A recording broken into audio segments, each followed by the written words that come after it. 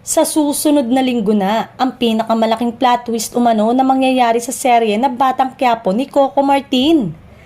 Inaasahan ng mga netizen ang pagkawala ng isang karakter. Ngunit parang malaking palaisipan sa netizen kung anong pasabog na gagawin ng aktor, direktor na si Coco.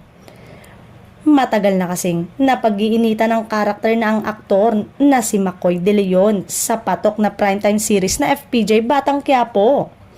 Sa latest na kaganapan sa nasabing serye ay ikakasal na ang karakter ni McCoy na ipinakita na nitong Biyernes. Ibinahagi niya ang ilang kuhang video na naging palaisipan kung tuluyan na ding magpapaalam ang partner nito na si Camille. Tuluyan na kayang mabuking si David. Umani tuloy ng samot-saring reaksyon mula sa mga netizen ang naturang eksena.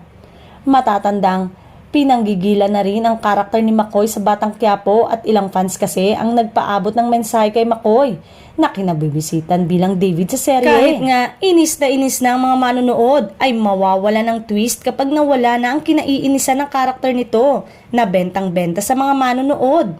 Nako, di kaya baka pagbigyan ng direktor ng Batang Quiapo na si Coco Martin ng madlang people sa request nito na magganap ng tagpo na mawawala ng tuluyan si David sa nasabing serye.